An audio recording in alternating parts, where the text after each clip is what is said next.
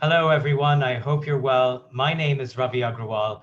I'm the managing editor of Foreign Policy magazine, and it's my pleasure to welcome you to today's FP virtual dialogue, Global Lessons for a More Resilient Future, in which we're going to explore the surprising links between the coronavirus, climate change, and inclusive governance. Now, I know webinars are becoming very common these days, but I really think this one is special.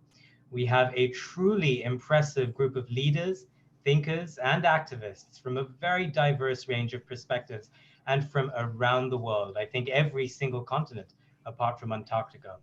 Now, my role today is to distill their experience and knowledge in such a way so as to make you sit up, think, and figure out how to take action on the many major problems the world faces today. So fasten your seatbelts, disconnect from everything else you're doing today, and get ready to ask questions and engage with us. Before I go on, I'd like to thank the Global Futures Lab at Arizona State University. Their support and thought leadership has made this event possible. You'll be hearing from some of their brightest minds shortly. A quick word about why we're convening today. We're convening because the sheer range of problems confronting the world today may seem overwhelming. Pandemics, climate change, failures in governance, global cooperation, inequality. The thing is, many of these issues are more interlinked than you might imagine. Does that mean the solutions are interlinked? Perhaps. And we'll explore that and other questions about global resilience and what you can do in the coming hour. That's the why. Now for how, my housekeeping notes. We want to hear from you. We want to engage with you. So we've reserved the final 15 minutes of this event for questions from you, our audience. So write us. If you're on Zoom, click on the Q&A button on your screen, submit your questions. Tell us your name, where you're writing from, and be sure to direct your question at a particular speaker. If you're joining us on the phone or via live stream, you can email us your questions. The address is events@foreignpolicy.com. Finally, for social media, we're using hashtag #ResilientFuturesForAll. Let's get started. Now, before we begin our first panel, I want to get someone very special to set the stage for us first. Amanda Ellis is the Director of Global Partnerships at ASU's Global Futures Laboratory. She was previously New Zealand's ambassador to the United Nations, so she knows all about wrangling competing agendas. And she's also played a key role in New Zealand's successful UN Security Council bid. Amanda, over to you for some headline thoughts. Thank you, Ravi. Delighted to join you today at such a critical inflection point for everyone, everywhere. The COVID-19 global pandemic has wrought havoc for humans all over the planet, exacerbating inequalities and demonstrating just how interconnected we all are.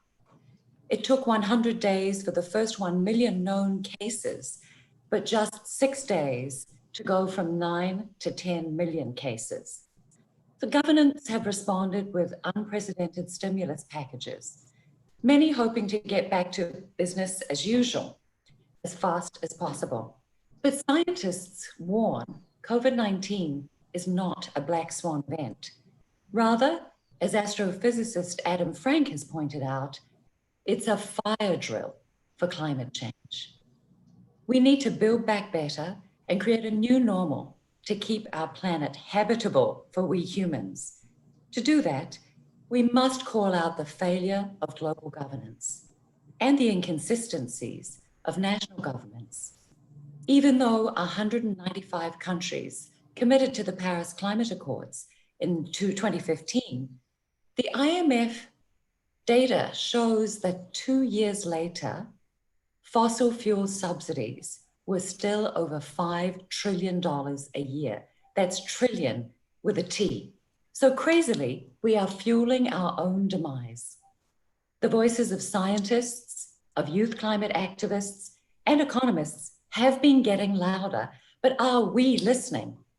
This inflection point offers us the opportunity to pivot. We need action, and we need it now. And what's fascinating on this 25th anniversary of the Beijing Platform for Gender Equality is that even though women head only 7% of countries, they actually account for 40% of the successful responses to COVID, with 6 times lower death rates per capita of their male counterparts. So I'm thrilled to join you, Ravi, and our brilliant speakers here, as you said, from every continent except Antarctica, spanning more than 3 generations, to explore the linkages between COVID, climate, and inclusive governance. And of course, as you said, to highlight solutions to recover from the crisis and lessons we are learning to prepare for bigger threats ahead. Thank you. Thank you so much, Amanda. Those are very wise words to help us frame our discussion today. We're going to come back to Amanda later in the hour because she's also going to moderate a discussion on community engagement, which is such an important part of making sure that the changes we discuss are not purely top down, but also bottom up and therefore more sustainable. Look forward to having you back, Amanda. She is, of course, the Director of Global Partnerships at ASU's Global Futures Laboratory. But on to our first segment now. I have 3 terrific guests joining us. Now, you are here today to learn about the links between the coronavirus and climate change, and our speakers today are experts on that very topic. I'm going to ask them to switch on their microphones and cameras as I introduce them. Amanda will switch off hers. So first up, we have Peter Schlosser, who is the Vice President and Vice Provost of the Global Futures Laboratory at Arizona State University. Welcome, Peter. Thank you, Ravi. Welcome. Johan Rockstrom is the Director of the Potsdam Institute for Climate Impact Research. Welcome, Johan. Yes, hello, Ravi. Hello, everyone. Good to have you on board. And Shia Bastida is a climate activist and one of the major organizers of Fridays for Future New York. She has been a leading voice for Indigenous and immigrant visibility in climate activism. Welcome, Shia. Welcome, everyone. Thanks for being with us. Now, let me start with Johan. Johan, Amanda put it very well when she said that the pandemic is not a black swan event, but a fire drill for climate change. In other words, 2 different phenomena are actually quite connected. Can you explain this concept of interconnectedness for us? And we have a chart that I know you often use to help explain this point. So we're going to put the chart up on the screen for you, Johan. Tell us what we're looking at and what its implications are.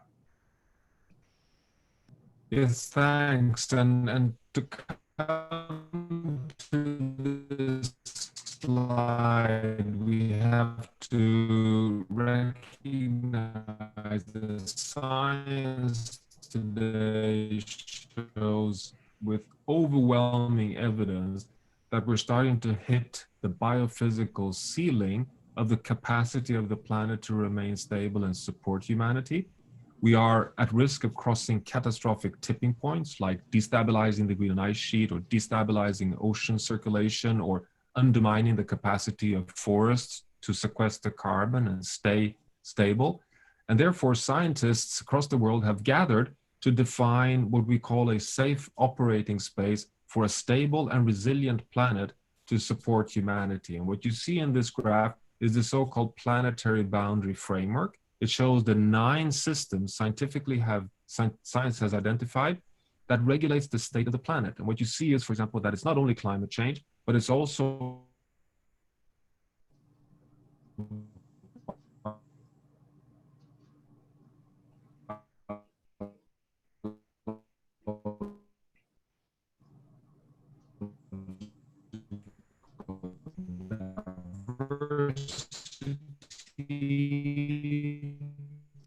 Okay, land systems, Johan, I think we're having a little bit of trouble.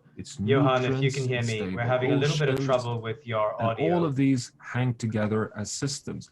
Now, the pandemic is, we can show it quite clearly, a manifestation of transgressing these boundaries, going into the yellow and the red danger zone. We degrade it. Okay. Okay, thanks, Johan. We're having a little bit of trouble with your audio, so we're going to try and come back to you in a minute. But I'd like to bring in Peter at this point. Peter, if you would also like to weigh in on the concept of interconnectedness and the chart that Johan was referring to. We'll come to the other chart that I know you wanted to talk about.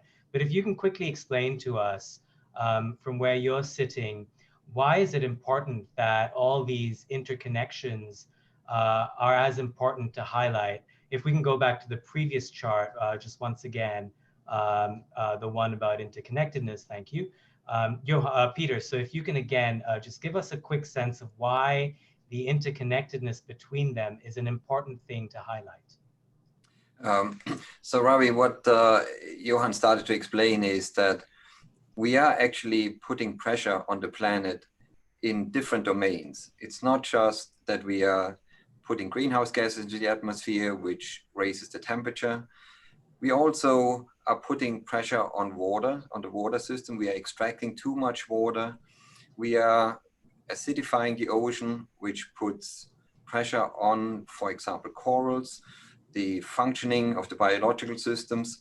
But we are also putting pressure not just on the environmental system, but on the societal systems. So wherever you look, we are actually increasing the pressure on the natural capacity of the planet to carry us, but also on society to govern itself in a way that would allow us to go onto a trajectory towards a future in which future generations, the younger generations, have the capacity to shape life as they want this to happen.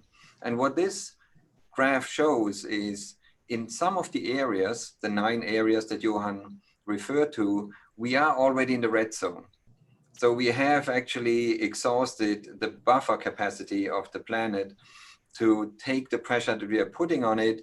And it is sort of almost screaming at us, you know, relieve the pressure. Otherwise, we might get across thresholds, across tipping points, and this might lead to crises or catastrophes. Right, thanks, Peter. And I should apologize for the audio issues with Johan. He's jumped off to try and resolve it, and we'll bring him back later so we can hear more from him. But Peter, let me continue with you for now. And that other chart that we saw a glimpse of very briefly, I'd like to bring that up now, because the problem is that many of these threats that you just described, they are also exponential in nature. And that means that they can get progressively worse at a very rapid rate. Can you explain again the importance of understanding exponentiality? So tell us what's on the chart we're now looking at and why that matters.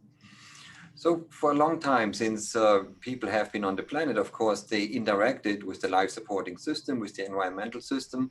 They made use of it, and they tried to live in a way with them that allowed them to sustain them and to support them. What you see in that graph, and at the bottom you have the timeline, you have the years from about, you see 200 to 2000. So about, almost 2 millennia back. And for a long time, we were in a fairly quiescent period. This is showing the temperature. So one sector is being displayed here, climate, the temperature that goes with it. And it fluctuates. Nature always is a complex system, always goes up and down a little bit, but it fluctuated in a fairly small range.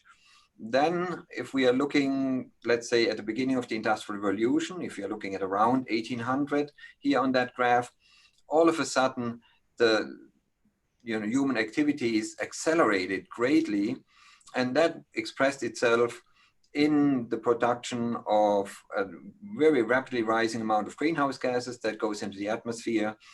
And as has to be expected, it led to a very rapid rise of temperature.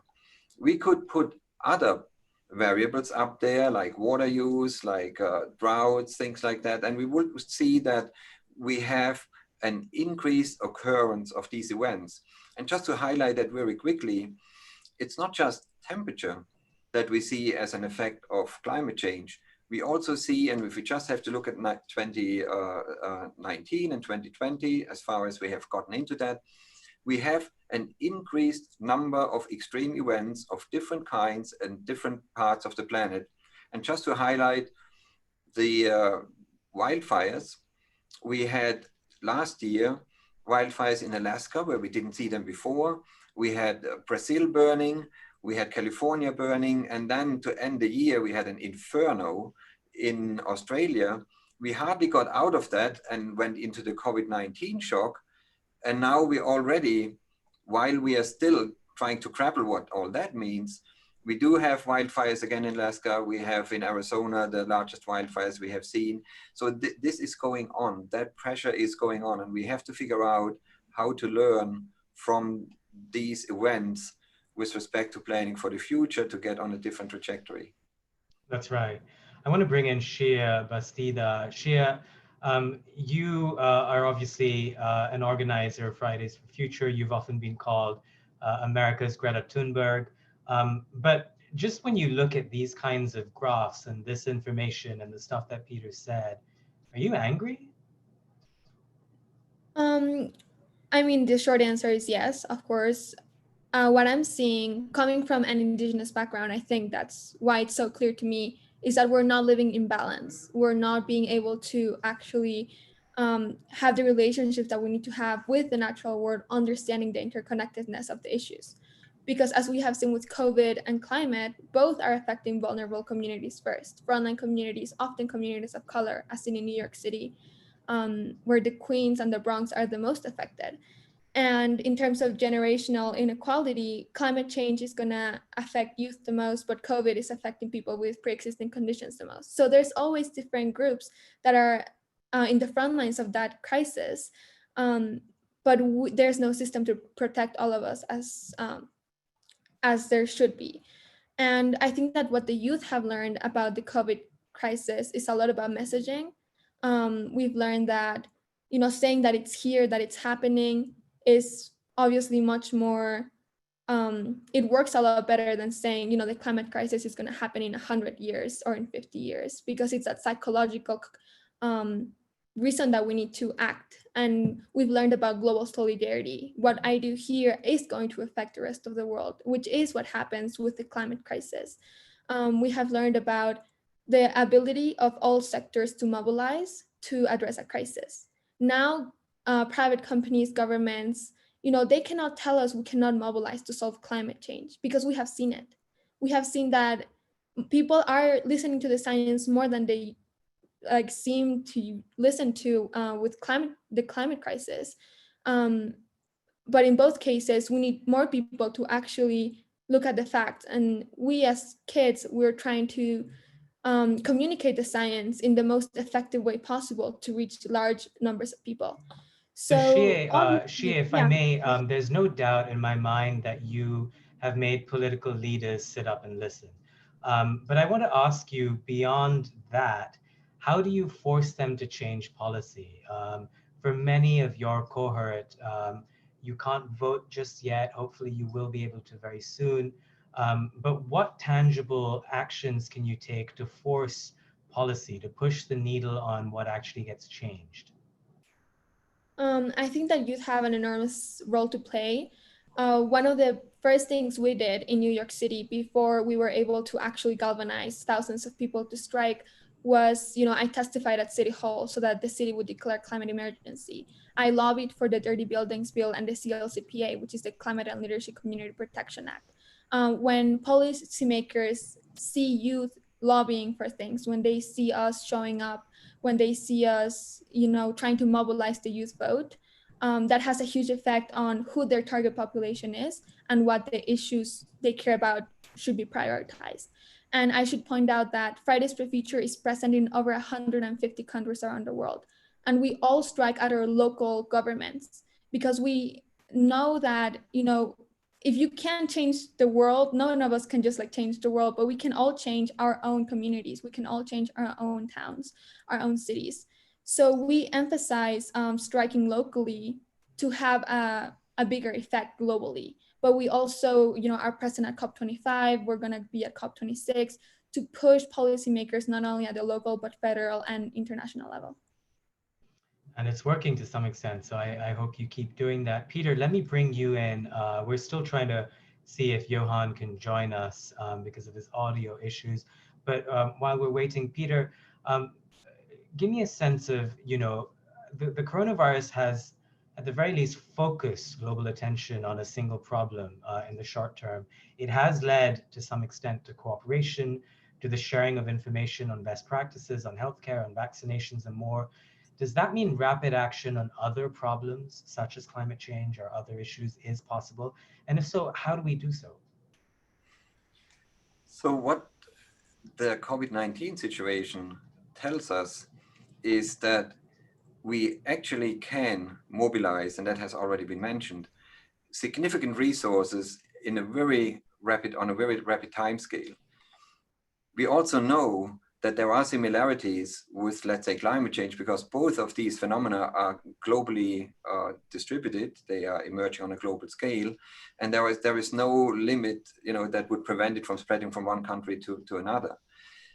The hope that we have to have now is that the investments that are made at a massive scale will be used to drive the re-emergence from that shock towards a trajectory that is better than the starting point that we were at when COVID-19 hit us.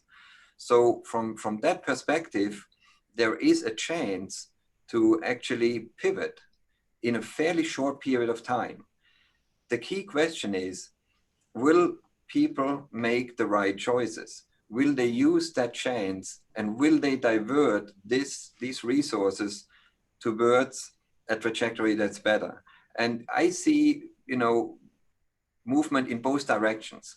There are elements of global society and its governance to push us as fast as possible back to the starting point, to get back to functioning in a normal way, to sort of get out of the negative effects that we are all going through right now.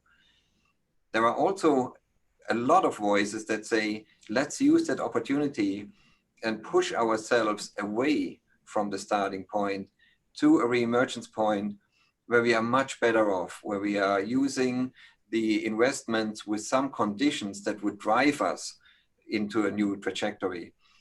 My hope is that at least to a certain extent or a large extent, the latter will take place, that we will re-emerge at a better point with all the suffering that we are going through, but that price that we are paying will lead to an outcome that gets us to a trajectory that is better than the one that we were on before COVID-19 hit us.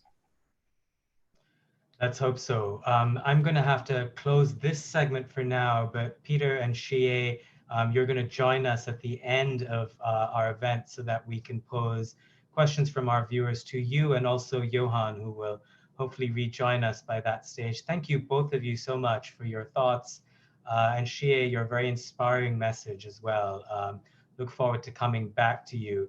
As a reminder, you can ask questions to all of our guests by clicking on the Q&A button on Zoom or by emailing us at events@foreignpolicy.com. Thank you once again to Peter, Johan, and Xie. You can go ahead and switch off your mics and your cameras. Lots more ahead this hour. Amanda Ellis will be back, of course, for her conversation with Maxine Burkett and Maya Sotoro from the Institute for Climate and Peace. But before we get there, we have a different segment focused on inclusive governance and greater gender equality. And to key that up, we have a special video for you. Let's watch the clip.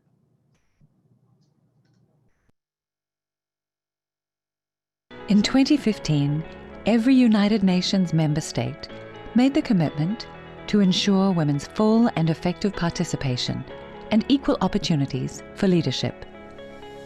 This builds on previous international commitments like the 1995 Beijing Platform for Action. The rationale is not just equity, fairness, and rights and representation, but also because it makes for stronger governance and better economic outcomes. The diversity dividend is well documented.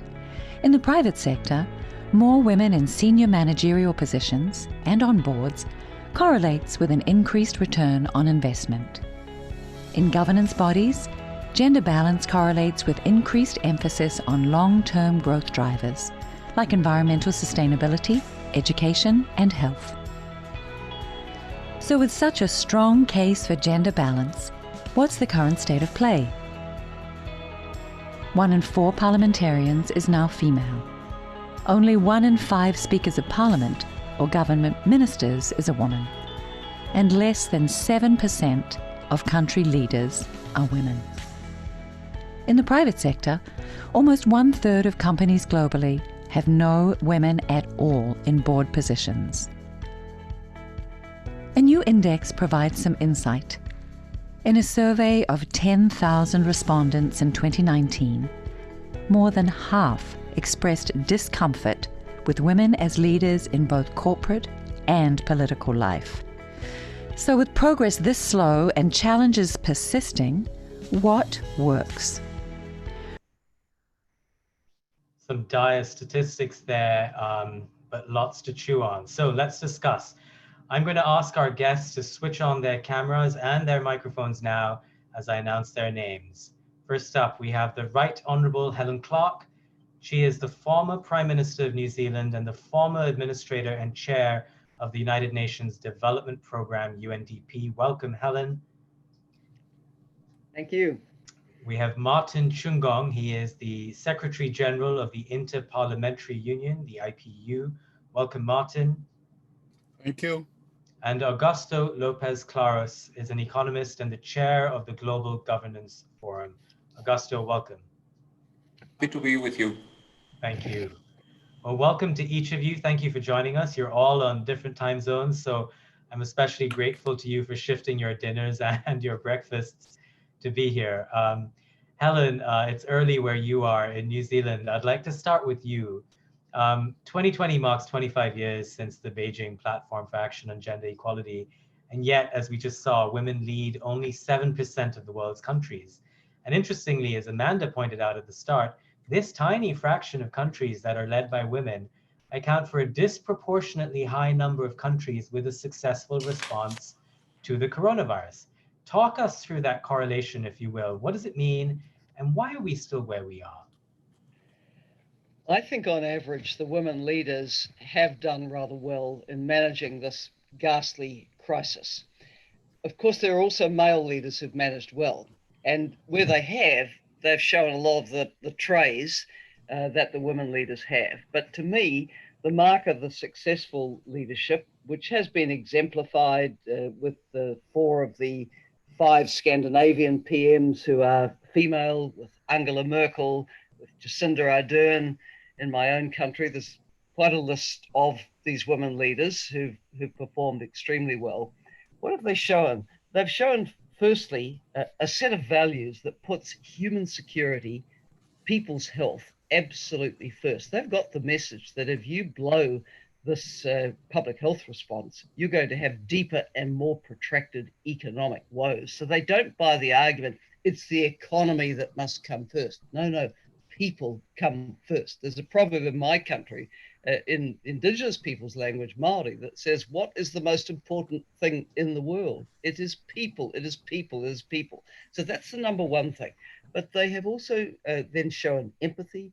They have communicated transparently and openly. They've told people the facts as they see them. They have been prepared to listen to advice and use good judgment. You know, not all advice is good either. So you've got to have the judgment to know what is valid and what isn't.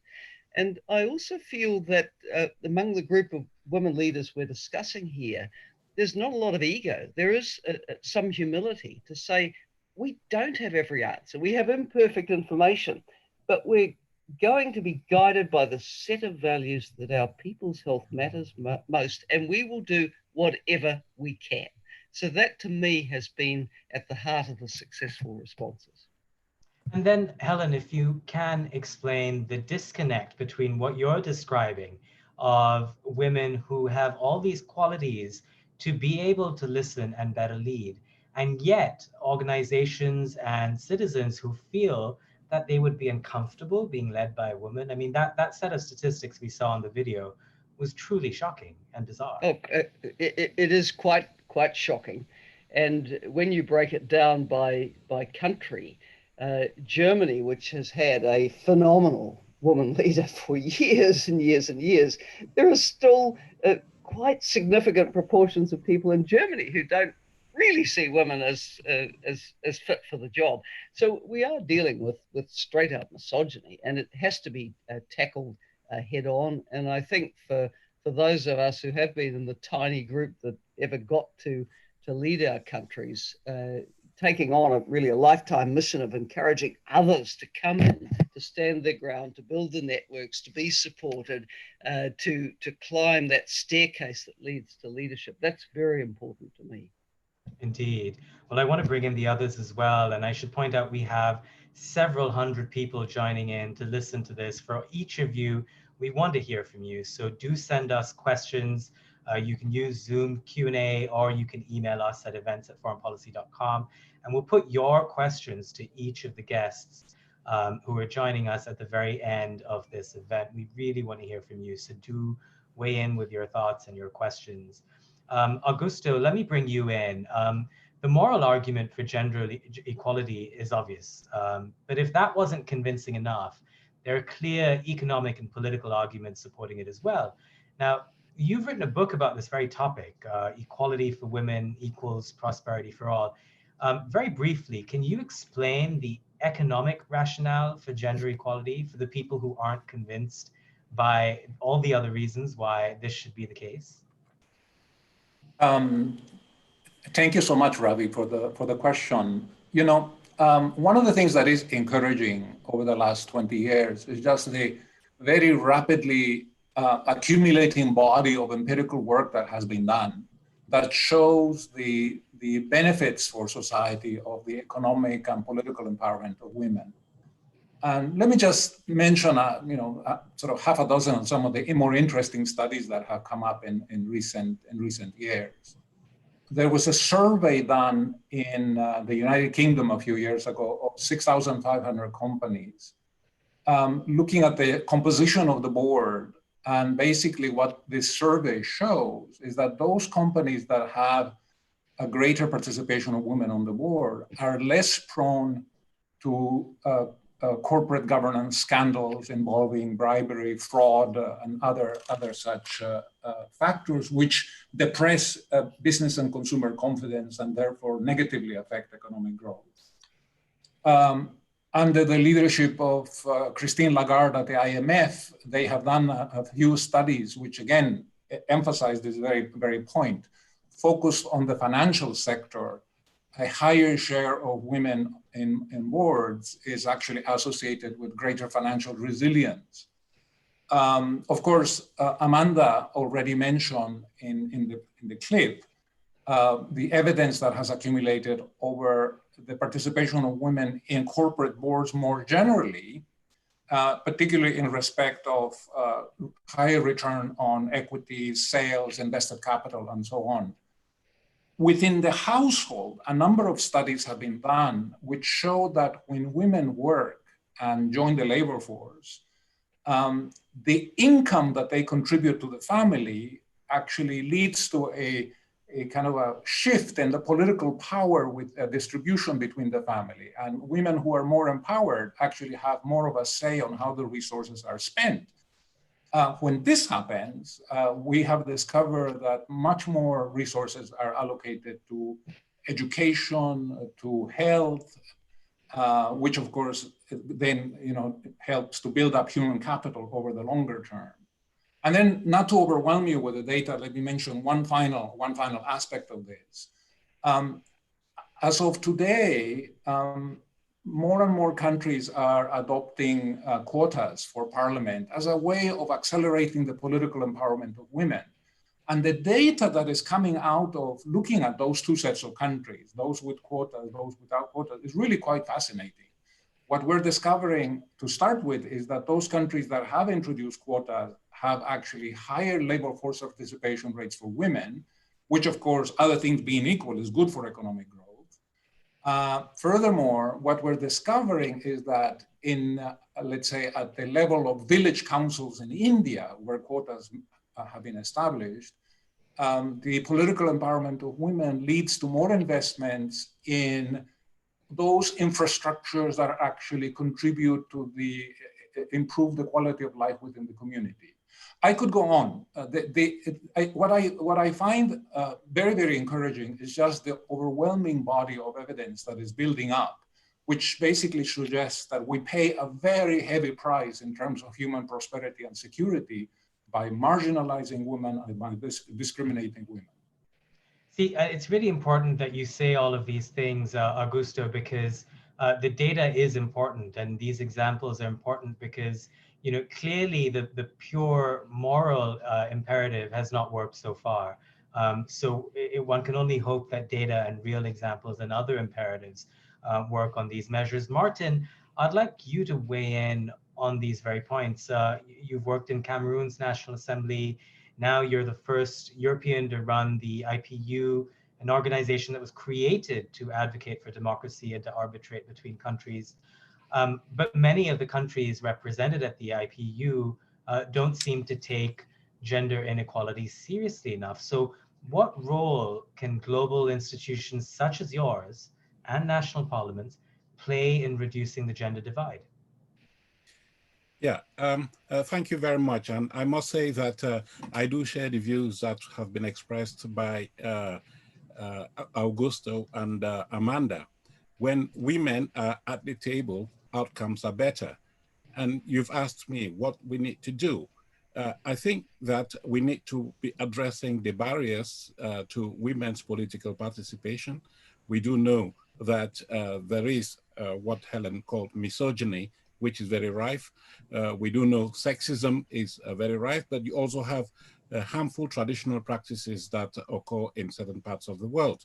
So I think that if we want to improve upon women's political participation, then we should be looking at how parliaments frame the legislative framework in such a way that it is conducive to women's political representation. And Augusto mentioned one mechanism, quotas, for instance, that have worked to push up the women's representation in representative institutions. So I think it's important, but for international organizations, it's also very important that they be seen to be walking the talk. And I would take the Interparliamentary Union, for instance, and I happen to be the chair of the global board of the International Gender Champions, which is a network of leaders of international organizations and diplomats dedicated to promoting gender equality. We should be setting some standards that we want to hold ourselves by. We should also not only advocate, but also institute a system of sanctions. And at the IPU, we are sanctioning those countries that are recalcitrant, that are reluctant to comply with gender equality norms. They're losing voting rights in key decision-making events. And so we do think that you need to wield the carrot and the stick in order to achieve what we want, that is women being at the table. But let me point out also that we are talking about inclusiveness, we're talking about representation, not only in terms of quantity, but also in terms of quality, which means that when women are at the table, they should be given the opportunity to actually make a difference. And we have ample evidence out there that where women have been given that opportunity, there has been a difference. We look at the caucuses of women parliamentarians that have been established in many countries in the world. They are very useful for forging cross-party alliances on key issues of health, education, jobs, something that I think is a good example of how these women can come together and drive change in parliament together with their male folk, because I think it is important that there be that partnership between the two. So at the end of the day, it's not only a moral imperative to have women at the table, it makes sense in terms of outcomes. Indeed. Helen, just building on this, how do we make it more politically viable for governments and global organizations to put into practice some of the ideas and suggestions, the carrots and sticks that Martin and Augusto are putting forward and that you've already mentioned too? It's clear from this discussion that inclusive governance makes for better leadership. How do we make it happen? Well, as Hillary Clinton once famously said, gender equality is not only the right thing to do, it's the smart thing to do. And Augusto has set out the facts about how much better, for example, in the commercial world, companies do if they have a better gender balance. And what a surprise. If you have more women on your boards and your senior management, they just might be more attuned to half the population that is female than those boards who pay gender representation no account at all and have very few insights into women as users of goods and services. So if all else fails, go for the economic arguments. But I think in the area of political decision making, the question is, do you want quality decisions? Do you want women at the table, again, bringing their perspectives, their unique insights into the way society works, the needs of women? Women also, I think, rather more attuned to the needs of children, because disproportionately, no matter where in the socioeconomic scale women are, they disproportionately take more care of children, aged relatives, family members with sickness or disability. So they do bring different perspectives to the table. You want good decisions, well-rounded decisions, you'd better ensure that women are there. And of course, we can also apply that across the society where there's underrepresentation. Are the LGBTQI groups represented in our decision-making bodies? Are Indigenous peoples represented? Are ethnic minorities given a voice? Are remote rural regions given a say? If we don't see in decision-making ourselves reflected as a society, and we're all diverse societies, we will be the poorer for it. Our decisions will be worse. They'll be less well-informed. Indeed. I want to jump to a couple of other topics, but before I do that, Helen, very quickly, what would you like to see more of in male leaders? What can male leaders do better? I think really reflect on what it is which is making this remarkable group of women leaders effective. Empathy doesn't come naturally to everyone, but people can try harder to empathize.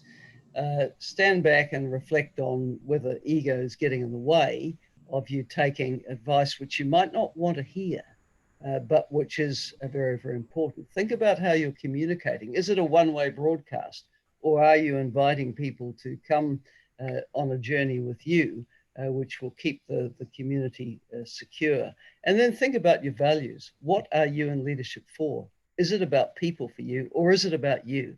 I think these are some fundamental questions about leadership style, motivation, and purpose that every leader, male and female, should be asking themselves, and particularly right now. Indeed. And as you say, invite people to come along on a journey with you. I see lots of questions coming in. It's Q&A, the Q&A button on Zoom, or events@foreignpolicy.com. Let me jump to a couple of other topics while we have time. Helen, again, so much of what we're discussing today boils down to a failure of global governance, and an organization such as the UN Security Council, which you've dealt with, doesn't come up too well. What marks would you give the UNSC, for example, for its performance in addressing the coronavirus? The Security Council on addressing COVID-19 has to be given 0 out of 10. It is missing in action. And the only point it's visible is to record yet another failure to reach agreement. What a contrast with 2014, when the Security Council, faced with the threat of Ebola, declared it to be a threat to global peace and security, and urged all member states to do whatever they could to address this threat. The Security Council has been unable to agree on such a resolution this time. There's been a lot of name calling, a lot of geopolitical polarization, which has stood in the way of people coming together to do what they ought to do.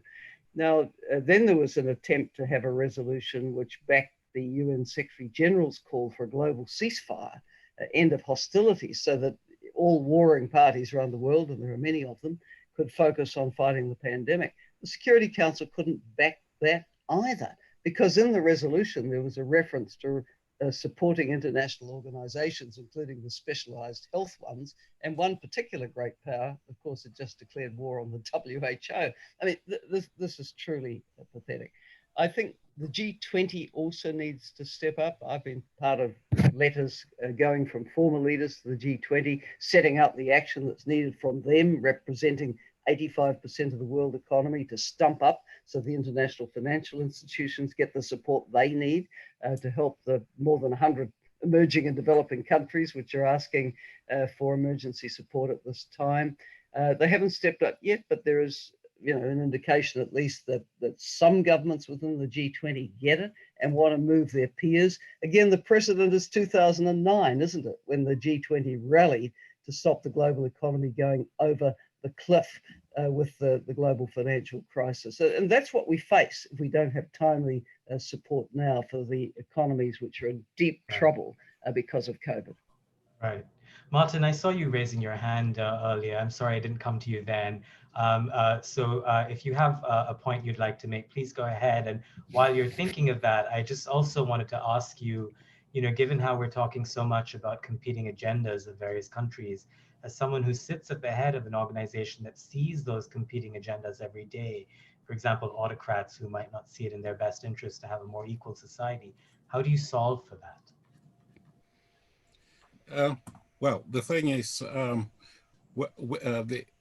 organization is member driven, and so you'll have all sorts of interests, as you're saying. But I think that there are a set of common values that we share, and those are standards that we agree together to hold ourselves by. Democratic standards that include respect for human rights, equality, inclusiveness, and all of that. And so even those so-called autocrats are duty-bound to comply with these standards. And what we need to do is to forge a coalition within the organization of the willing, the coalition that will defend the foundational values of democracy and develop standards that are homegrown, that is, members of, for instance, the parliaments that are members of the organization can come together around certain standards that they themselves have evolved. And we can then apply this across the board or encourage those who are reluctant to come on board. And we have seen this during the pandemic, where parliaments have been at the forefront in many countries of the global effort to fight the virus, the pandemic. And they have been keen to share their experience with those that are functioning under more challenging circumstances. So there's sharing that is important, sharing of common values, implementation, using a bit of friendly pressure on some of these regimes. And I have, in recent weeks, rang that bell. I'm warning that this COVID should not be a pretext for autocrats to grab power. And I have called for a lifting of the lockdown on parliaments, because some people are using extraordinary powers today to bypass parliaments. And it is parliaments are more needed today than ever.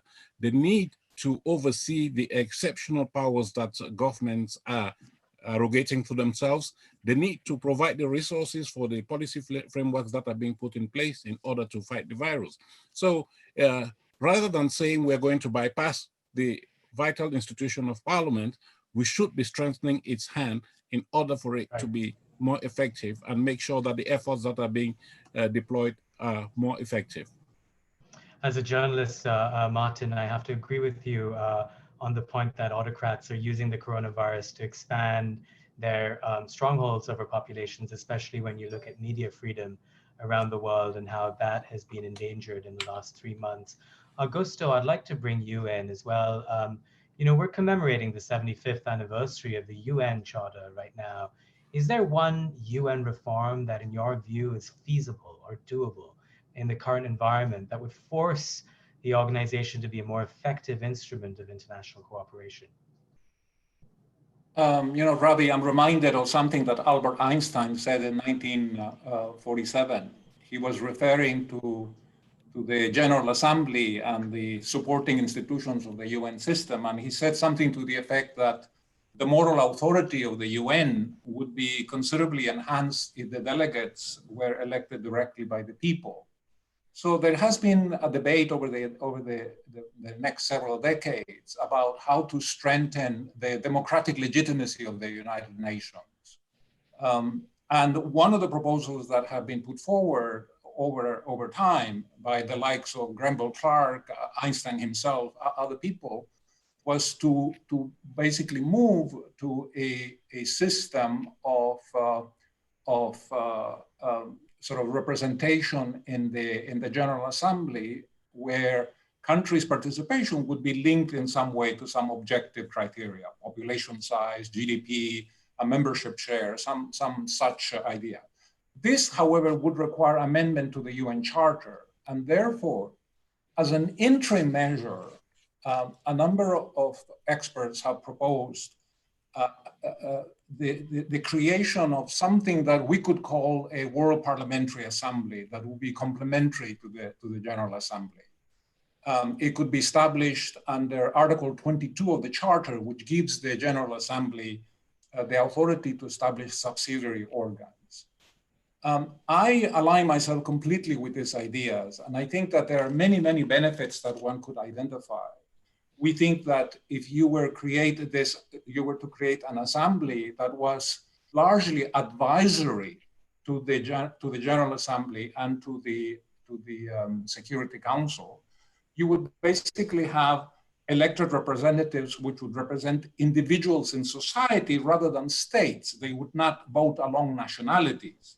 One can imagine that there would be coalitions that would likely form around, that would be issue-based, coalitions working for climate change, for human rights, for gender equality, rather than their national interests, which is what happens today, within the UN system. They would be better able to promote international cooperation. They would see problems in the world through the lens of humanity's interests rather than the lens of national sovereignty. Right.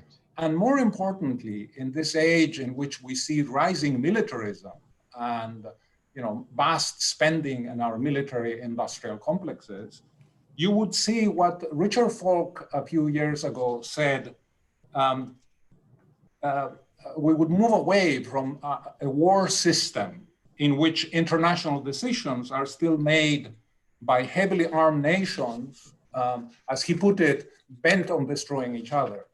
So we think that this is one area where we could get some quick benefits. It doesn't require UN Charter reform, and you can limit the authority of this World Parliamentary Assembly to basically having initially an advisory role.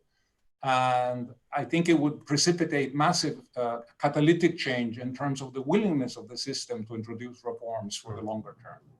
Well, I'm sure we have at least some people from the UN listening into this call. We're almost out of time here on this segment, but I'd like to ask one last question, and I'm going to put that to Helen. And Helen, I'd like you to put on your old UNDP hat for a moment. One of the primary reasons for a lack of trust in leadership and a broader global mood of protest and anger, I think, is that there's growing global inequality. And this was an issue that you focused on a fair bit when you were at the UNDP. What went wrong? What can we do more now to reverse all of these trends that we see around the world? I recall a report on inequality which UNDP issued about 8 years ago. And one of the points it made was that the greater the inequality, the less likely it was that political systems would do anything about it, because oligarchies had in effect captured power and weren't going to give it up. The slide to greater inequality, of course, in developed, advanced societies also worsens the chances of getting anything done about it, because the more marginalized people are, the less voice they have to do anything about it. But this is a recipe for disaster. This is a recipe for spillover. It's a threat to any hope of social cohesion, peace and tolerance. And I just say to leaders who see these trends in their societies, wake up and smell the coffee. What do you want your legacy to be? Do you want your legacy to be a divided society, not at peace with itself, where people live on the margins without hope? Or do you want a better future for your country? Reflect on that. And if you don't, the chances are forces are going to well up and come after you, because it's not tolerable. So wake up and smell the beans. Thank you, Helen. I'm afraid we'll have to wrap up this segment now. Helen Clark, Martin Chungong, Augusto Lopez-Claros, thank you so much for your time and wisdom today. You can now turn off your mics and your cameras. We could have continued this conversation forever, but we will have you back at the end of this event to answer some of the questions that are coming in from our viewers around the world. If you still want to ask questions, type them into the Q&A box on Zoom, or you can email us on events@foreignpolicy.com. So time now to welcome back Amanda Ellis from the ASU Global Futures Lab. She's going to switch on her camera and mic back on. We've already looked at global governance, leadership, and decision-making from the top levels, but now we want to shine a light on communities and how transformation can and is being activated from the bottom up. Amanda, over to you. I know you have an excellent panel to guide us through the next part of our event.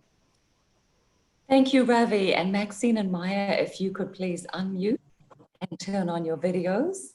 It's my great pleasure to welcome Professor Maxine Burkett and Dr. Maya Sotoro, distinguished scholars, educators, and community builders. And they are both co-founders of the Institute for Climate and Peace. We heard a lot about the Security Council in the previous session. And finally, they did put climate and peace on the agenda in 2019. But you have both been pioneers in making these linkages. Can you tell us why you co-founded the Institute for Climate and Peace? Thank you, Amanda, so much for doing this, and to all of you for your participation. What an incredible, powerful, and committed group of people. And I want to say on a personal note, the reason that I felt compelled to start the Institute for Climate and Peace is in part because of the incredible person in Maxine Burkett. I would do anything with her. She's so brilliant and doing such good work. But we basically came together realizing the value of braiding the tools of climate justice and positive peace building. I was a peace educator, and we could see that climate crises are more likely to trigger violence in many societies, and especially in societies that exhibit divisiveness or ethnic exclusion. But we could also see that old conflicts have stopped or been transformed in order to address flooding, water scarcity, and other disasters. And so climate justice work can offer a powerful impetus for compassion and nonviolent communication and collaboration that has lasting effects in building the beloved community. And if we bring the two disciplines together to inform one another, we can positively impact both. And so what we wanted to do was to bring education, collaboration, and policy transformation, all desperately needed, to young people and people of every age, leaders who lead from behind, beside, and beneath, to support the development of environmental peace builders in every corner, and to confront the universal threat of climate change in a multifaceted way. And you know, all of climate change and pandemic, and you know, there are threat multipliers. And what this means also, though, is that there are multiple points of entry, and if we work together to solve these problems and contribute to our shared ecosystems, global commons, and beloved communities, we can make a lot of progress together. Plus, I didn't want to live or act out of fear, and that's what climate change was doing. So this work enables me to transform aspiration to action and to encourage action in others. Maxine, to you. Yeah, thank you, Maya. And yeah, this has really been a product and a labor of love for us. For me, I do a lot of work on climate migration and the so-called climate refugee crisis. And it seemed that the conversation between the peace world and the climate world was really about security. It was about, in some cases, boots on the ground and sort of traditional notions of peacekeeping, and not really looking at some of the root causes of conflict, or looking at the ways in which we could sort of transcend some of the typical cleavage points and think about issues like borders and migration with a spirit of welcome rather than a spirit of exclusion. And so what did that look like? And so, as you were talking, I've been working in climate justice for my entire career. And as I grew to understand positive peace and conflict transformation, which is at its base, that is very much a climate justice consummate kind of approach. We're looking at root causes. We're understanding that the acceptance of rights of other people, equitable distribution of resources, good relationships with neighbors have positive dividends in the moment, but also in creating resilience to various crises. There's data out there that make it very clear in terms of natural disaster. countries that have higher positive peace scores are actually also experiencing far fewer, exponentially fewer suffering and deaths as a result of natural disasters. So there's a built-in resilience there that is also a much more enjoyable day-to-day life. And resilience is such an important concept. Thank you both. Maya, tell us a little bit more about the role of education in mobilizing change in communities. You have so much positive data, and we had a question from Donya Faridazar about the role of education. So tell us more, please.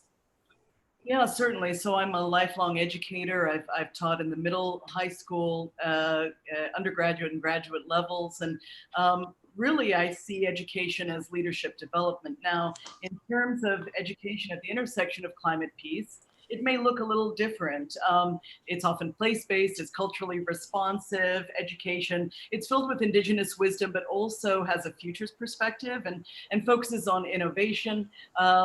There's a sense of belonging to community. So it's education that is often connected, connecting school, community, and families, includes a sense of wonder and awe, curiosity, and imagination, like all good education, of course, that explores mentality or wayfinding mentality that enables us to courageously look beyond the known and peer into the unknown. But it is vital that we see education as a means to amplify this work beginning at a very young age.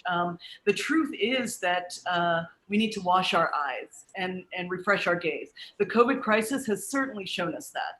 We can operate differently, that things that seemed inevitable really aren't, that in fact, if we push ourselves, that we can do extraordinary things together. And this is also, of course, a different kind of leadership. It's integrative, it brings people in alignment with the environment and raises the potential in others, and looks holistically at creating well-being, environmental, cultural, social well-being, guided by principles and practices that really allow us to care for others, and listen to others and include others. But I think that the problem is that at a certain age, we tend to become entrenched and sort of accept that things are as they have been, and change is difficult. So we want to target people of every age, and believing in lifelong learners, we value the possibility of growth that these crises present, in fact. I love this notion of wayfinding, because we are very much sailing over the horizon with no fixed point of reference with regard to both COVID and climate. And so the idea of leadership, education as leadership development is, I think, a beautiful one. And of course, you point out leadership at all levels. I know you both live in Hawaii, where climate change is having a very visible impact, but we are in fact seeing some positive solutions emerging at the local level. I would love it if Maxine and Maya, you could both give us some examples just to close out this segment on positive approaches to these issues. Yeah, thanks, Amanda. Hawaii has been sort of ahead of the curve in a lot of the work that we are doing to ensure climate resilience, but also to be very responsible for our own contribution to the crisis. I think it's really important to remember that all along people have wanted energy. They haven't necessarily wanted fossil fuels, right? And in fact, if we understand the full impact of fossil fuel extraction to combustion and its disproportionate impact, we can recognize that in fact our lives would be better collectively if we would have made that shift some at least 40 years ago, as long as we know that many of the main companies have known. So Hawaii is committed to both the Paris Agreement. We were one of the first localities in Honolulu, specifically, the state as well, to recognize the commitments of the Paris Agreement, even if the national government had stated its intention and has followed through on its intention to pull out of the Paris Agreement. We were the first state to introduce 100% renewable energy by renewable electricity, by 2045, and that has actually been now the marker of action across the country. And a number of other states followed suit and also introduced 2045. We do know that we can get there faster and cheaper before 2045, but that, of course, is our sort of our benchmark to work towards and hopefully surpass. We also have embedded in our system, our state constitution, Supreme Court cases, state Supreme Court cases, an understanding of a right to a healthy environment, atmosphere, water, et cetera. These resources are critical to human life and non-human life, all life, in fact. And we've seen recent decisions that are, for example, requiring life cycle analysis for our determination of the right fuels to use, right? And that's actually helped us with dealing with natural gas, for example, as is often suggested as a bridge fuel. It's not a solution, and we want to accelerate our renewable energy progress quite quickly. At scale, we know that it's critically important that local communities are fostering social cohesion so that we're resilient after storms, for example, or other extreme events. We also know that zoning and land use and other kinds of adaptation policy programs are critically important to do right now, because we are today seeing communities suffer from the impacts of sometimes century-old sort of racial exclusions, for example, and land use and zoning that have disproportionately impacted communities' ability to remain resilient to heat events and other kinds of extreme weather. So it's critically important that as we make these changes, Honolulu, the state of Hawaii, is thinking very clearly about how to introduce the best ways of living sustainably and peacefully moving forward. And great to see these kind of examples have a multiplier effect. Maya talked earlier about the threat multiplier, but there's also a positive action multiplier. And it's great to see 24 states in the US are now still in the Paris Accords, and over 100 million Americans are covered by commitments to renewable energy by 2045. So these kinds of positive actions that Shie referred to at the community level can have a multiplier impact. I know it's time to go to Q&A, but Maya, I would love to turn to you for a final thought on what our viewers might do themselves. We had a lot of questions in the Q&A. What action can we all take at a personal level to help move this agenda forward in a positive way? Well, I think that part of the reason Hawaii is doing well is that we have strong community, and many of you too have strong communities. You have communities that are able to work generously together with courage and a sense of awareness. We need public participation. Now that's different from political participation. Political life is important, but many people who don't participate in political life are powerful contributors to public life. They can demonstrate moral leadership and courage, be upstanders, and face the fear of this time with wonder and courage, helping others to confront a sense of hopelessness through art and movement together. We see that, we can, of course, help support environmental defenders, but we can also, in terms of our individual actions, choose a more minimalist lifestyle, change our economic impacts. We can think about more planet-friendly choices, in other words. Of course, individual actions, when the system has not been put in place to support them, are difficult sometimes in terms of seeing an impact, but really the two aren't mutually exclusive and they have to work in tandem. So when you have individual choices leading to systemic changes and sustainable changes, that's truly powerful. What I would ask for all who are attending is, to ensure that, yes, you engage in advocacy, that where you're able, push for big investments in clean energy and emission reduction and carbon capture, as scientists or as people involved in industry. change the culture, wash the eyes, and choose to see things differently, so that we, but also if you want to work to support farms and fish ponds, hydropower, we can do so much to protect our coasts and to dig up invasives and to educate others, but also to think about binding together through community mapping and preparations and sustained dialogue, a sense of resilience that we spoke about. So beautiful. Meg, I think we need an entire webinar for both of you, but that's a perfect note on which to end and move to our Q&A. This whole idea of individual action leading to both sustainable and systemic change. And that's exactly where we want to go. Ravi, over to you, and thank you both, Maxine and Maya. Thank you so much, Amanda. I really learned a lot from you and this discussion. It was really fascinating. All of you, please stay on with us because we're now going to take questions from our viewers around the world. Hundreds of them have stayed with us through the last hour and 10 minutes or so. And we're going to take about 10, maybe 15 minutes to go through some of the questions they've sent in. I will pose them to specific speakers. So I'm going to ask all of the guests who've been on this event so far, please go ahead and switch on your cameras and your microphones once again. And I'm going to direct questions at you very shortly. If you still want to get your questions into us, you still have time. It's the Q&A button on Zoom, or you can email us at events@foreignpolicy.com. Remember, our hashtag is #ResilientFuturesForAll. Okay, let's go. The first set of questions I'm going to put to Shia. I have one from Chip Comins, who says, how can we more fully support the views of Shia and the global youth climate movement to include them at the sovereign decision-making table?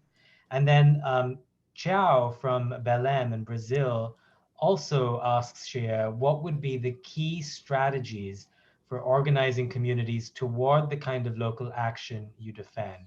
Shia, over to you. That's a double question at you. Thank you so much for the question. First of all, for how can we make youth, how can we include youth at the decision-making table? I think that this has to be done in a variety of different places. I think that panels like this are an example of how voices of youth can be included in the conversations that we have every day. Because what I say, maybe you're gonna go and tell your colleagues, but it also goes into how can we be participating in internships of businesses as youth who can comment on how the businesses can move forward with a climate lens. Or we can do the same thing in politics, because youth are right now rising up on almost every front of activism, and we are connected amongst ourselves. So whatever youth you bring who has an activism spirit, they will lead you into the right direction in all these different kind of events and atmospheres.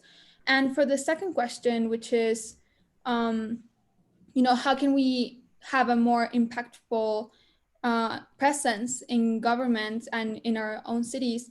I think that we are already doing that, but obviously the pandemic, we used to strike for climate. We got 7.6 million kids to strike around the world on September 20th, and we cannot do that anymore because we want to respect each other's livelihoods and health.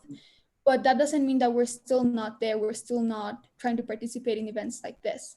But coming forward, I would ask all of you to check in with the youth in your lives as to how, with all the amazing work that you are doing, how can you educate the youth in your life? How can you learn from them? How can we open spaces of intergenerational dialogue, which is the essence of indigenous communities, youth and elder circles in which youth learn from the wisdom of elders, and elders learn from the new perspectives of youth. So it is about dialogue. It is about being present. Wise words from Shea. Let me put a question to Helen Clark in New Zealand. This one is from Deborah Ray, who is a female federal employee in the United States by her description. And Helen, the question is, what can women do to positively influence perception that women provide benefits to organizational leadership structures? From Deborah Ray. Well, it's kind of putting a burden on women, isn't it, to say that we have to prove ourselves yet again. There are so many role models of effective women's leadership. We might be relatively small in numbers in a lot of decision-making theatres, but overall, I think because the women have had to campaign so hard to get there, you're often seeing really outstanding people come through those systems. So what I would say is point to the successful examples. I think COVID definitely gives us a range of those. Let's be clear, not every woman leader has done well, but a lot have. So let's hold that up. And it has been noticed. I've been amazed at the global coverage of the way in which this lead group of women heads of state and government have handled the pandemic. I think also just appeal to people's sense of reality, that if you don't have women's voices at the top table, what sort of decisions are you going to get? Whether you're a company, whether you're a parliament, a cabinet, a professional organization, a trade union, environmental group, whatever it is, you are missing something very, very big if women's perspectives aren't there. Truer words were never spoken. I want to bring in Peter Schlosser, and the question is from an anonymous viewer today. But this is probably a failing in my part in not having explained this properly. So the question, Peter, is, what is the Global Futures Laboratory? What are you hoping to achieve? And how are you working on shifting the trajectory of the planet? Peter Schlosser.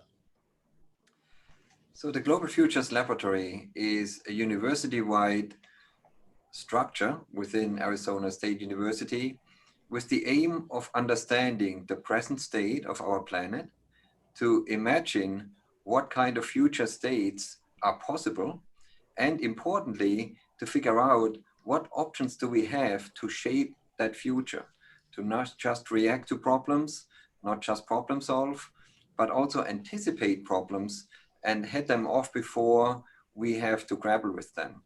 And what is needed to do that is to draw on all the disciplines that the university and academia in general has to offer, so that we are able to create a holistic picture of where we are, where we came from, and where we can head, and actively find solutions, actively shape our future with one important aspect, and that is recognizing the urgency. This is not something that we can contemplate as we typically do in academic settings for a long time and ponder it. We are actually dealing with a clock that's running out very fast. And we have to make choices that are different than the ones that got us into that pressure situation that the planet is under. And that needs to also make sure that we are looking at academia in a different way, meaning paying the right attention to the role of social sciences and humanities in addition to natural sciences, engineering, and all the other disciplines that we have available, so that we really can draw the right picture, a holistic picture, and that we are solution-oriented, response-oriented. Solutions-oriented is a great thing indeed. Martin Chungong, if you can unmute yourself, I have a question for you from Zane Gustafsson, and she asks that as an experienced diplomat on the international stage, what kind of changes to global governance structures do you see as necessary for combating climate change? And to what extent is US leadership needed for such an effort? Martin. Well, I think that the question that has been raised is that of the utility of multilateralism. And if we look at the global response to many of the challenges that we have had to contend with, I could say that there is an indictment of multilateralism. And so what we need to do is to reform the institutions that embody or are supposed to articulate multilateralism, starting with the United Nations. It needs to be more inclusive. It needs to be more responsive to the challenges. And again, when the United Nations was founded 75 years ago, you do not have some stakeholders who are present today on the world stage. You didn't have civil society, you didn't have young people as such, you didn't have science and technology as we know it today.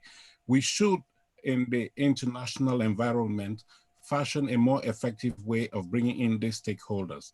And this brings me to the question, the issue that was raised by Augusto, the creation of a World Parliamentary Assembly. Short of creating an institution that has teeth, that could make laws, could effectively hold governments to account, I think that we are dealing with a piece of expensive gadget. What you need is institutions, or an institution that can mobilize parliaments around the world around those issues that are on the UN agenda, an institution that would act at arm's length from the United Nations and be able to articulate the real voices of the people represented by parliamentarians. What is also more important is to make sure that at national level, parliaments are doing what they should be doing, holding the feet of their government to the fire, making sure that what is being articulated in New York on behalf of member states is actually consonant with the real interest of the people. And when the decisions come back to the national level and they are ascertained to have complied with the needs of the people, then Parliament needs to put in place the policy framework, needs to hold government to account to implement those commitments. So I think that the work starts at home before it gets to New York. And we need, finally, multilateralism that is more inclusive, that is more representative of new stakeholders. We can no longer see multilateralism only in terms of member states meaning representatives of the executive arms of government. We need to bring in the new other stakeholders. And I think that is what the IPU, the Interparliamentary Union, has been advocating for a long time now.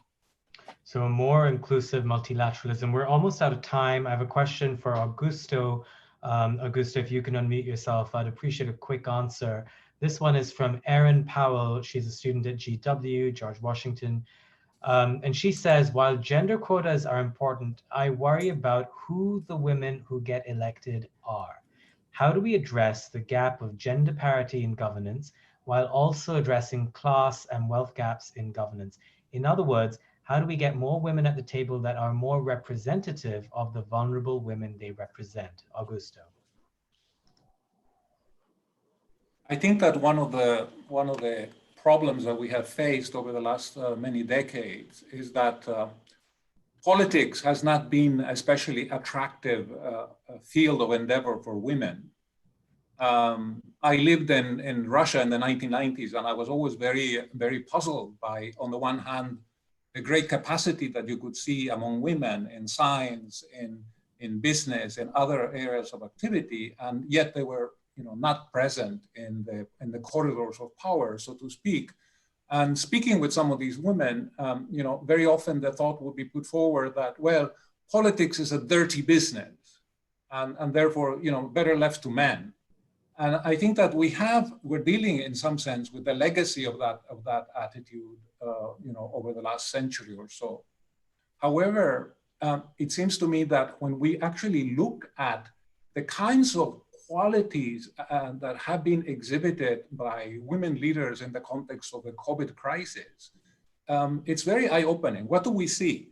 We see the prioritization of human security and socioeconomic well-being instead of the sort of traditionally militaristic approaches to national security that we have seen over the past century among men. We see approaches that are based on science and empirical evidence. We see a great deal of diversity, inclusiveness, humility, transparency, flexibility, and we see a great deal of emphasis on international cooperation. So it seems to me that by sort of boosting and encouraging the integration of women into the political arena, parliaments, governments, cabinets, and so on, we're going to begin to benefit from the approaches that they have taken, to managing global problems.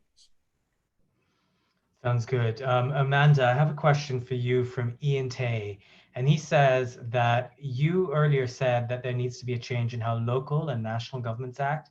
However, from your experience in the UN, is there something that could change in how international institutions act as well? And what would those changes be?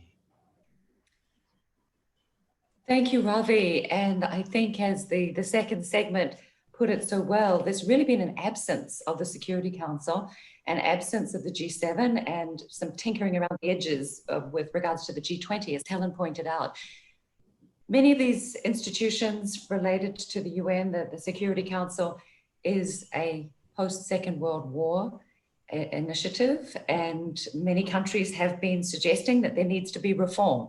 I think when you listen to Martin and the importance of the very inclusive multilateral system, you can guess where I come out on that. So my personal perspective is we absolutely need international reform, and we do need to get rid of the veto power at the Security Council and have a much more representative Security Council. Thanks. Thank you for that. Peter, I have a question from Julian Kitching for you. And his question is, how do you assess the long-term impact of the coronavirus, including misinformation surrounding the virus, on the rise of populism globally? Peter. That's a fairly broad question because it cuts across that present situation that we are, which is sort of a shock that we had to expect. As somebody, I think it was Amanda, said, it's not a black swan event. It's and there will be others that will follow that. We just have to learn from this one to be better prepared in the future. But that, of course, is overprinted by a general trend of too much information out there to be digested, and a lot of that information targeted at misleading, or let me rephrase that, targeted at making a point that certain people want to see dominate, rather than focusing the use of information to get to shape the best way forward. So what hopefully will happen is that this crisis that we're in right now, that was triggered in the health sector, that then rapidly showed us through how interlinked everything is, how the world can come to a almost still stand, at least to a big reduction in productivity, that this wakes us up enough that we are thinking about not just how do we prepare for these kind of health-driven events and crises, but also about the state of the world in general. What kind of measures do we have to put in place to take the pressure off most of the systems that are comprising the Earth system, including societal systems, so that we are not getting into the situation that was raised in one of the questions, which is, you know, if we are putting too much pressure on the planet, it starts to self-regulate. And one of the preferred methods that probably will be used is disease. So we better use that insight that was put upon us and wisely chart our way forward to be more prepared, to look at more buffer capacity, resilience, whichever way you want to use it, and to think about what are the limits, coming back to the first slide, what are the limits of the planet on which, with which we live and have to live, and we have to leave options for the generations of the future to shape their own life and to thrive on that planet. Whatever those limits are, it seems like we're close to them. I have one last question. I'm going to put that to Helen Clark. And since I work for foreign policy, the question has to be about geopolitics. So Helen, this one is from Aria Sains. And she says the US has slowly become more divided over the past few years. And she was wondering how that affects its role in the global community and relationships between allies. I'm not sure that it's the internal divisions per se that are affecting its geopolitical positioning, but the country is incredibly polarized. And so we see these lurches. You know, if you just think to recent years, we go from, you know, the kind of inclusive presidency of Bill Clinton to George W. Bush. The pendulum swings back to the inclusive approach of Obama, and now we have the, you know, quite extraordinary phenomenon of the the Trump presidency. And these lead to different kinds of positioning geopolitically. I was at the UN throughout the Obama years, and of course, while the U.S. foreign policy one could take its issues with from time to time, nonetheless, it was committed to playing a strong role in the multilateral system, and I believe President Obama got it. That it's not enough just to be, the world's only superpower. You can't achieve anything unless you work collaboratively, which of course was the insight that led to first the League of Nations and then to the approval of the UN Charter itself. But now we have this, very odd performance where the one superpower also is pretty much missing in action, except to be rather destructive at the Security Council. Not the only one, by the way, but it is disturbing to see the US, which has been a very strong founding member of the UN, one by one knocking over multilateral agreements and defunding core organizations like the WHO in the middle of a pandemic. So look, I believe the pendulum will swing again, but I think the reflection in the US must be what could be done to overcome the deep divisions in the nation. And I guess it might start with looking back at history. The George Floyd killing, of course, has brought to the fore the tremendous legacy of slavery. Never been an apology for slavery that I'm aware of. About time there was. So many inequalities, and use the freedom of speech, the freedom of assembly, the institutions that you have in the US to address these issues. Mm-hmm. Thank you, Helen. I'm sorry to have to end it here. It's been a truly fascinating and insightful conversation. I learned a lot. And for those of you who've been watching through the last 90 minutes, you can see a recording of this discussion on our website, foreignpolicy.com. I really want to thank all of our panelists for joining us today and sharing truly interesting perspectives on all of these vital issues. They have joined us from time zones spanning New Zealand to Hawaii to Germany and Switzerland, and several time zones within the United States. So thank you so much for taking the time to share your expertise and your time with us today. I also want to express our appreciation again to the Arizona State University and its Global Futures Laboratory for their wonderful partnership. And thanks to you, our audience, for joining us today. We value your support and your questions, which were very smart. And I hope you managed to listen in to some of the answers to them. I'm Ravi Agrawal, Managing Editor for Foreign Policy Magazine. It's been a pleasure hosting this event. Please stay tuned for lots of new virtual dialogues here at FP coming up in July, and into the fall, we'll be posting updates and more information on foreignpolicy.com/events. Thank you, stay safe, and be well.